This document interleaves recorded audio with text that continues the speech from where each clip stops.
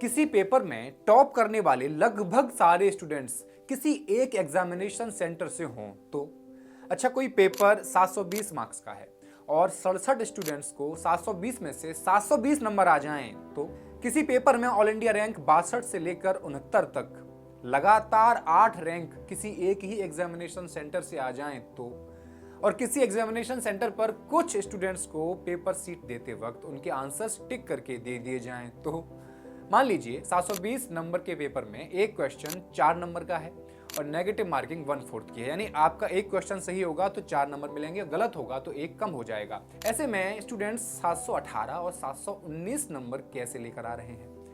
अगर किसी राजनीतिक पार्टी के नेता का हाथ किसी नीट जैसे बड़े पेपर लीक में आ जाए तो ये सारे इम्पॉसिबल दिखने वाले कारनामे NTA यानी नेशनल टेस्ट एजेंसी सालों से करती आ रही है। नीट यूजी के एग्जाम में क्या, कैसे, कब हुआ, ये विस्तार से जानते हैं। नमस्कार, मैं हेमंत और आप देख रहे हैं मॉलिटिक्स। क्या बात हुई थी ना? इंग्लिश मीडियम में पेपर दे दिया हमको ना, हिंदी मीडियम वाले हम तो ना। एक एग्जाम है नीट यूजी यानी the national eligibility cum entrance test under graduation. 12वीं पास करने के बाद इस एंट्रेंस टेस्ट में स्टूडेंट को मिली रैंक के बेसिस पे देश के सभी टॉप सेंट्रल यूनिवर्सिटीज से लेकर स्टेट्स के सारे कॉलेजेस में ग्रेजुएशन करने के लिए दाखिला मिलता है। 2019 से पहले तक तो AIPMT यानी all India pre medical test हुआ करता था और अलग अलग यूनिवर्सिटीज या कॉलेजेस अपना एंट्रेंस टेस्ट अलग करवाते थे, लेकिन 2019 में एक सोल एंट्रेंस के रूप में नीट यूजी एग्जाम को इंट्रोड्यूस किया गया। देश भर में इस एंट्रेंस टेस्ट को कराने का जिम्मा संभाला NTA ने, जो एक सरकारी संस्था है। हालांकि 2013 में भी एक बार नीट यूजी और PG एडमिशन के लिए लागू किया गया था, लेकिन लोगों ने पिटीशन दायर कर दी कि भाई हम तो अपने कॉलेज का टेस्ट अलग से ही लेंगे। इसके बाद सुप्रीम कोर्ट ने इसे अवैध करार कर दिया।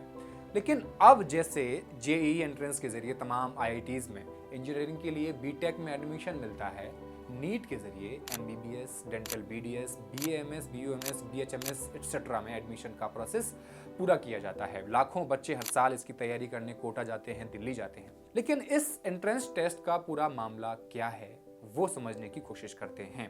ये क्यों फिलहाल सुर्खियों में बना हुआ है? दरअसल 5 मई 2024 को ये एंट्रेंस टेस्ट विदेश के 14 शहरों सहित 571 शहरों के 4750 एग्जामिनेशन सेंटर पर आयोजित किया गया था, जिसमें 24 लाख लगभग बच्चों ने भाग लिया। 4 जून को इसका रिजल्ट आया और इस रिजल्ट ने सबको चौंका दिया। तमाम तरह के आरोप स्टूडेंट्स NTA पर लगाने लगे। कहा जाने लगा कि पेपर लीक हुआ है और इसमें सॉल्वर गैंग भी शामिल हो सकता है। दरअसल इस बार की कट ऑफ पिछली बार से कई गुना ज्यादा देखी गई। पहले हम स्टूडेंट्स के आरोपों को जान लेते हैं, उसके बाद बताएंगे कि पेपर लीक और सॉल्वर गैंग के तार कहां और किस राजनीतिक पार्टी से जुड़ रहे हैं और कौन है इसके पीछे का मास्टरमाइंड। स्टूडेंट्स का पहला आरोप है कि NTA ने नीट एंट्रेंस टेस्ट के लिए रजिस्ट्रेशन ओपन किया, जो 9 फरवरी तक चला। उसके बाद इसे आगे बढ़ाकर 16 मार्च तक कर दिया गया। यहाँ तक भी कोई दिक्कत नहीं थी, लेकिन अचानक 1 महीने बाद 9 अप्रैल को 2 दिन के लिए रजिस्ट्रेशन फिर से ओपन क्यों किया गया? जब 2 बार डेट ऑलरेडी एक्सटेंड हो चुकी थी, उसके बाद 2 दिन के लिए रजिस्ट्रेशन ओपन करने का उद्देश्य क्या हो सकता है, और वो भी 1 महीने के बाद?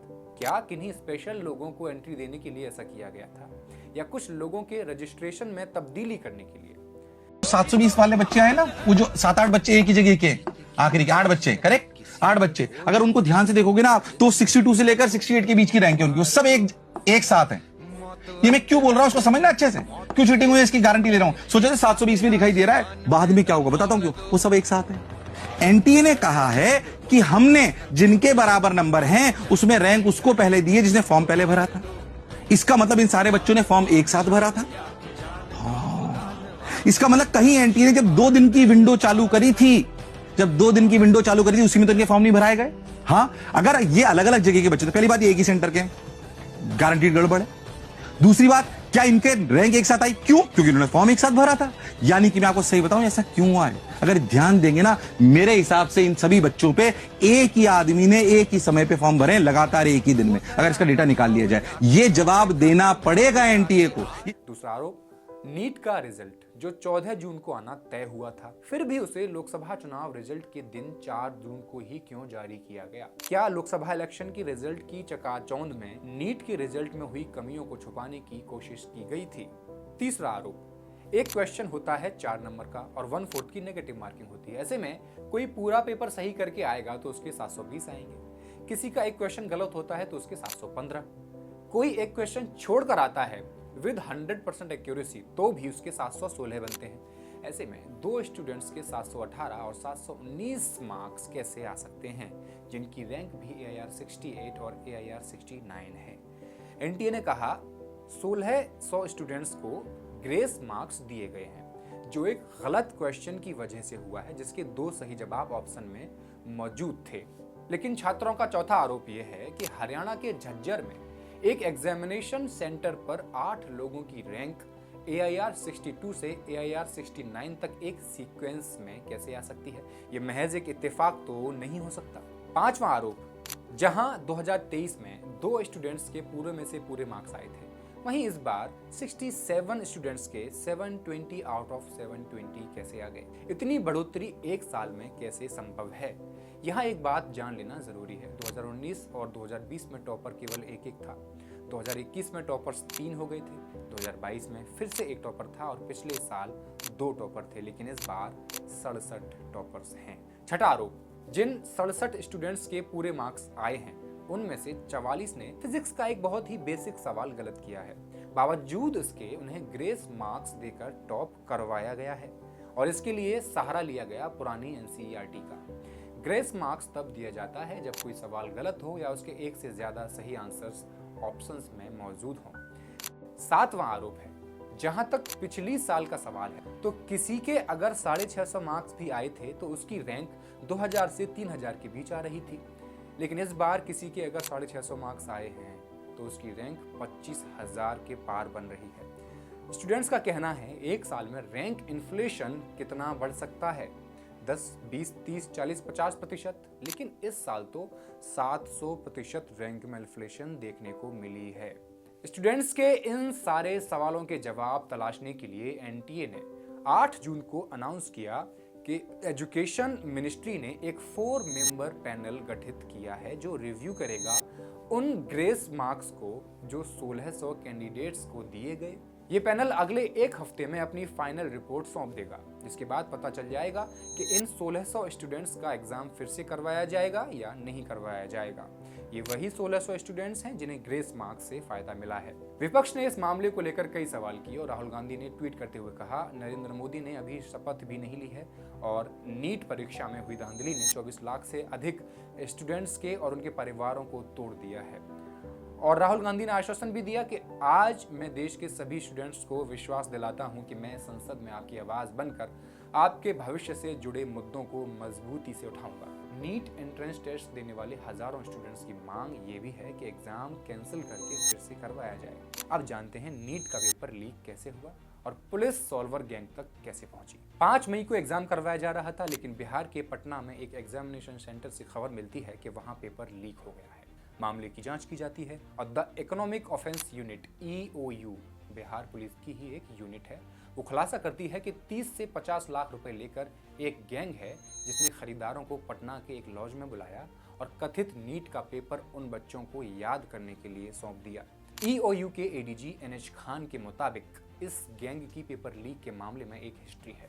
इसके बाद एक 8 मेंबर्स की SIT गठित की गई और मदन कुमार आनंद को इस केस को सॉल्व करने का जिम्मा सौंप दिया गया।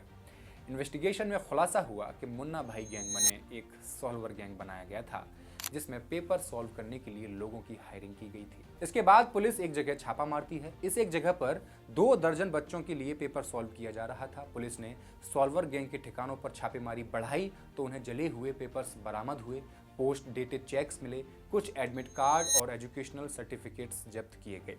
एडमिट कार्ड जब्त होने का मतलब ये है कि ये लोग जो सॉल्वर होते हैं वो वेल एजुकेटेड और ऑलरेडी सिलेक्टेड होते हैं। ये लोग स्टूडेंट्स के एडमिट कार्ड पर खुद की फोटो लगाकर एग्जाम खुद देने जाते हैं और सिर्फ नीट ही नहीं, लगभग हर पेपर इस सॉल्वर गैंग की चपेट में है, चाहे वो SSC हो, बैंकिंग एग्जाम हो या रेलवे एग्जाम हो या फिर टीचिंग। सालों से ऐसी धांधली चल रही है लेकिन प्रशासन अब तक इस पर काबू नहीं पा सका है। बिहार पुलिस ने कुछ 13 लोगों को यहाँ से गिरफ्तार किया, जिनमें 4 एग्जामिनी यानी नीट एंट्रेंस देने वाले थे, जिनकी पहचान की गई आयुष कुमार, अभिषेक कुमार, अनुराग यादव और शिवनंदन कुमार। इन चारों एग्जामिनी के अलावा अनुराग की मदर रीना कुमारी, आयुष के फादर अखिलेश कुमार, अभिषेक के फादर अवधेश कुमार और एग्जाम सेट करने वाले गैंग का मास्टरमाइंड जूनियर इंजीनियर सिकंदर प्रसाद यदवेंदु को भी गिरफ्तार किया गया। सिकंदर प्रसाद समस्तीपुर से बिलोंग करता है। साथ में इसके ड्राइवर को भी गिरफ्तार किया गया, यानी बिट्टू कुमार, नीतीश कुमार और अमित आनंद को। बिहार पुलिस के सामने अब सबसे बड़ा सवाल ये था कि पेपर लीक आखिर हुआ कैसे और कहां से हुआ, किसने किया। जांच तेजी से चल रही थी और जांच में पता चलता है कि पेपर लीक की घटना हुई है झारखंड की एक सेंट्रल एजेंसी से। झारखंड के लिए बिहार पुलिस रवाना होती है, जहां टिप के तौर पर उसे सिर्फ एक डस्टर कार का रजिस्ट्रेशन नंबर मिलता है बस। आखिरकार जल्द ही कार को लोकेट कर लिया जाता है और 4 लोगों को गिरफ्तार कर लिया जाता है 4 एडमिट कार्ड्स के साथ। अब इन लोगों से पूछताछ का सिलसिला शुरू होता है। आयुष, जो खुद नीट का एग्जाम देने जा रहा था, कहता है कि उसे पेपर एक दिन पहले यानी कि 4 मई को मिल गया था और इस पेपर में जो क्वेश्चंस थे वो एक क्वेश्चन नीट के उस पेपर से मैच कर रहे थे जो 5 मई को एनटीए द्वारा कराया गया था। आयुष ने कहा, मेरी तरह 25 लोग और थे जिन्हें ये पेपर मेमोराइज करने के लिए या याद करने के लिए दिया गया था। कुछ पेपर की तस्वीरें सोशल मीडिया पर वायरल हुई जिन्हें नीट का बताया गया। इन्वेस्टिगेशन चलती रही और इस पूरे प्रकरण का सरगना निकल कर आया नालंदा का रहने वाला संजीव सिंह। संजीव सिंह की पत्नी हैं ममता देवी। ममता भुतखार ग्राम पंचायत की मुखिया रही थी और 2020 में बिहार के असेंबली इलेक्शन में चुनाव लड़ चुकी हैं विधायक बनने के लिए। जिस पार्टी से लड़ी वो पार्टी थी लोक जनशक्ति पार्टी यानी एलजेपी, जो एनडीए का हिस्सा है अभी और बीजेपी के साथ मिलकर केंद्र में सरकार बना रहा है। संजीव ने पेपर लीक कराया और रॉकी नाम के एक आदमी को सौंप दिया। हालांकि रॉकी अभी भी पुलिस की गिरफ्त से बाहर चल रहा है। पटना पेपर लीक केस में कुल 16 गिरफ्तारी हुई, जिनमें 12 वो स्टूडेंट्स थे जो कहीं ना कहीं मेडिकल की पढ़ाई कर रहे थे, यानी ऑलरेडी सिलेक्टेड थे। बिहार के अलावा राजस्थान से भी पेपर लीक होने की खबरें आईं। राजस्थान के एक एग्जामिनेशन सेंटर पर गलत पेपर बांटे जाने के बाद कुछ कैंडिडेट्स एग्जामिनेशन सेंटर से बाहर चले गए थे।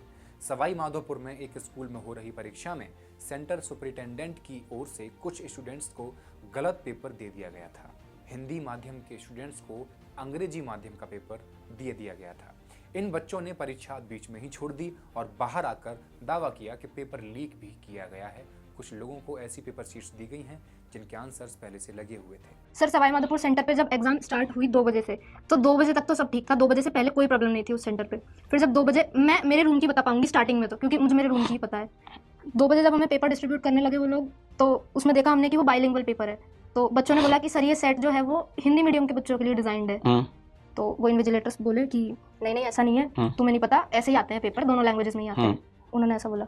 फिर भी हमने सोचा कि कुछ गड़बड़ शायद हो सकती है, क्योंकि उस सेंटर पे हिंदी मीडियम के बच्चे भी थे बाकी। फिर भी फिर हमको 10 मिनट बाद एक चीज बोली कि तुम्हारी लैंग्वेज है कि नहीं है इस पेपर में। हमने बोला हमारी लैंग्वेज तो है इंग्लिश। कि तो करो फिर। अच्छा। हाँ, तो हमने बोला ठीक है करते हैं। अब पेपर सॉल्व करना स्टार्ट किया, मार्क करना स्टार्ट किया। अब इसके बीच में वो एक मैम आती है 5 मिनट बाद, लगभग 5 मिनट बाद, और वो आके कहती है कि सर गलत पेपर बट गए, उठा लो पेपर को। तो पहले 2 बजे पेपर शुरू हुआ। हाँ। आपके हाथ में पेपर आया, हमने सॉल्व करना, मार्क करना और स्टार्ट वो किया। पेपर बाइलिंगुअल था, हिंदी और अंग्रेजी में। तो आप लोगों ने बोला कि सर ये हिंदी माध्यम का पेपर है, तो उन्होंने कहा अंग्रेजी में भी तो लिखा है, उससे कर लो। तो आप लोगों ने कहा चलो सही है, करना शुरू कर देते हैं। ओएमआर की एंट्रीज भरी हमने पहले तो। ठीक है, मैं मेरा बता रही हूँ, ओएमआर की सिर्फ एंट्रीज भरी और लगभग सभी बच्चों ने यही किया, क्योंकि सबको लग रहा था शायद कुछ हो सकता है इसमें। फिर वो लोग आते हैं और वो मैम बोलती है कि सर गलत पेपर बट गए, पेपर उठा लो। कितनी देर बाद? लगभग उससे 5-10 मिनट बाद। 5-10 मिनट बाद। ठीक है। हाँ, तो फिर उन्होंने सारे वो बाइलिंगुअल जो थे हिंदी वाला पेपर वो सारे कलेक्ट कर लिए और ले गए। उसके लगभग 2 से 5 मिनट के बाद वो वापस आते हैं और हमें इंग्लिश के पेपर डिस्ट्रीब्यूट कर जाते हैं। लेकिन ओएमआर तो हमारी पुराने वाले पेपर की थी, हिंदी वाले की। और उसमें आप भर चुके थे? उसमें हम हमारी एंट्रीज भर चुके थे। कुछ बच्चे शायद ओएमआर के बोले भी भर चुके थे क्वेश्चंस के, उनका मुझे नहीं पता। अब वो कहते हैं, हमने बोला कि सर इंग्लिश वाला पेपर तो दे दिया आपने, अब इस इंग्लिश वाले पेपर की ओएमआर भी तो दो। उन्होंने बोला कि तुम्हारे पास है तो सही ओएमआर। फिर हमने कहा कि इसका सेट अलग है, कोड अलग है। वो बोल रहे हैं नहीं नहीं इसी में करो, कोई बात नहीं। अच्छा। हाँ, फिर हम एक बच्चा उठ के, उसने थोड़ा एग्रेसिवली भी बोला कि कैसे कर लें इस पेपर में, हमारी गलत सीरीज से चेक हो जाएगी ओएमआर, हमारे माइनस में मार्क्स आएंगे। तो फिर एक मैम आती है 5 मिनट बाद, वही सेम जिन्होंने बोला था पेपर उठा लो। वो कहती है कि हमारी एनटीए से बात हो गई आगे से, तुम इसी OMR में करो, ये चेक हो जाएगी। उनकी इतनी जल्दी आंटी से बात हो जाती है? अरे भैया हमें तो मतलब पूरे दिन लग जाते हैं बात करने मैंने को। उस टाइम पूछा, मैंने कहा मैम एक बार बताओ ये मैनुअली चेक होगी क्या हमारी OMR, क्योंकि मशीन में जाएगी तो गलत ही सेट से चेक होगी। उस टाइम बच्चों को इन्विजिलेटर्स पे विश्वास उठ गया था पूरा उनके ऊपर से। और अब तक 15-20 मिनट हो चुके होंगे, हाँ, है ना? इस टाइम हमारे साथ तो इतनी बड़ी प्रॉब्लम नहीं थी, प्रॉब्लम थी हिंदी मीडियम वालों के साथ, क्योंकि उनको इंग्लिश के दे दिए तो उन्होंने प्रोटेस्ट करना चालू किया। प्रोटेस्ट हाँ, रूम के protest। अंदर? नहीं, बाहर जाके रूम से। तो किसी ने रोका नहीं कि रूम से बाहर नहीं जाना है? रोका ना, उन्होंने सुना ही नहीं। तो हिंदी माध्यम के छात्रों को अंग्रेजी का पेपर दे दिया, OMR दिया है पिछले पेपर का, हिंदी माध्यम को अंग्रेजी का पेपर, और कह रहे हैं भरो, मतलब बकवास तरह से एग्जाम हो रहा था। फिर बच्चे बाहर जाके प्रोटेस्ट करने लगे, हिंदी मीडियम वाले, कुछ इंग्लिश मीडियम वाले भी गए, क्योंकि उनके सेट मिसमैच हो रहा था पेपर और OMR का। जो हाँ, कह रहे आपका थे दिक्कत ये था कि आपको पहले बाइलिंगुअल पेपर दिया था, उसका OMR, उसके बाद आपको दे दिया अंग्रेजी पेपर, और OMR पुराने वाले का है। हाँ। तो हमने मना कर दिया सबने कि हम इस OMR में तो नहीं भरेंगे इनके आंसर्स, क्योंकि गलत से चेक हो जाएंगे हमारे।